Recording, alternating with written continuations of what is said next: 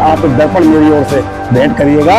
जब इस दर्पण को देखेंगे तो उनके प्रश्न का उत्तर मिल जाएगा, उन्हें इस पूरे कांड का आगा मिल जाएगा जिसे वो ढूंढ रहे थे। जिसने पुलिस का जो उसने कम से कम इस केस को तुरंत खोल करके उनको आईना दिखाने का काम किया।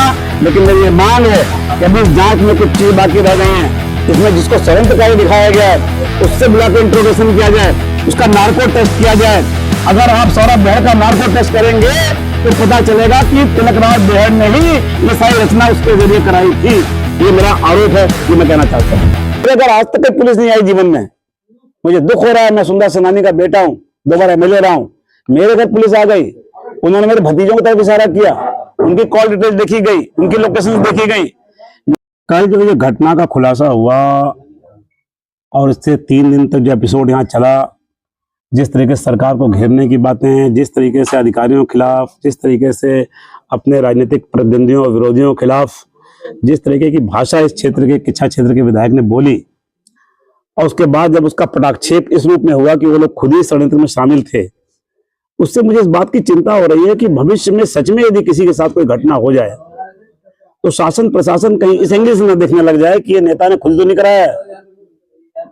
मुझे इस बात का बड़ी खुशी है कि कम से कम इस केस का खुलासा हुआ, नहीं तो तिलकराज बेहड़ जी ने और पूरे प्रदेश की कांग्रेस ने जिस तरीके से इस फर्जी मामले को खुद ही रच करके और सरकार को कटघरे में खड़ा करने के साथ साथ हम जैसे जो उनके राजनीतिक विरोधी हैं उनको और उनके परिवार के लोगों को, हमारे कार्यकर्ताओं को, हमारे परिजनों को इसमें फंसाने का जो षड्यंत्र रचा गया, उससे हम लोग बड़े व्यथित हैं।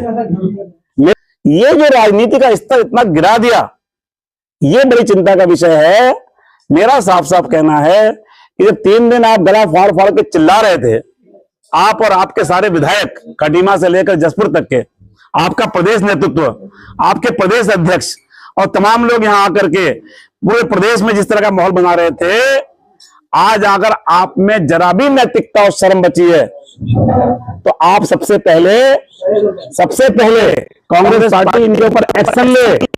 कांग्रेस को संज्ञान लेना चाहिए, वरना कांग्रेस की बात का कभी प्रदेश की जनता विश्वास नहीं करेगी। कांग्रेस के लोग इनको एक्शन लें, इनको पार्टी से निकालने का काम करें और इनके बेटे से भी इस्तीफा लेकर के उसे भी पार्टी से निकालने का काम करें। मैं ये भी कहना चाहता हूं कि आप इस दर्पण मेरी ओर से भेंट करिएगा।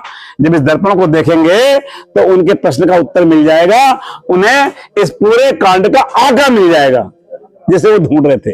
जिसने राजनीतिक लाभ के लिए, जिसने सहानुभूति बटोरने के लिए और इससे किच्छा में एक माहौल मेरे खिलाफ बनाने के लिए, मेरे परिवार को और मेरे साथियों को फंसाने के लिए षड्यंत्र रचा गया था, और अपने पुत्र को, जिसको 3 बार पहले बेदखल कर चुके हो, उसको राजनीति में स्थापित करने के लिए, उसको गनर बुलाने के लिए और अपनी सुरक्षा बढ़ाने के लिए भी, क्योंकि उन्होंने खुद कहा कि मैंने इससे पहले डीजीपी को, होम मिनिस्टर को, मुख्यमंत्री को, प्रधानमंत्री को, गृह मंत्री को खुद कहा उन्होंने अपने भाषण में कि मैंने लिखा था कि मुझ पर हमला हो सकता है, लेकिन यहाँ की अलाई कहती है कि हमला नहीं होगा, नहीं जान लेना चाहते। यानी इन्होंने पहले सबको चिट्ठियां लिखी और उसके बाद इस हमले का षड्यंत्र रचा खुद ही, और ताकि इस बहाने अपनी सुरक्षा बढ़ाओ, बेटे की सुरक्षा बढ़ाओ, विरोधियों को कटघरे में खड़ा करो और इसकी सहानुभूति अर्जित करो।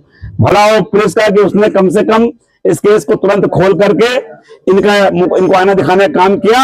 लेकिन मेरी ये मांग है कि अभी इस जांच में कुछ चीज बाकी रह गई हैं।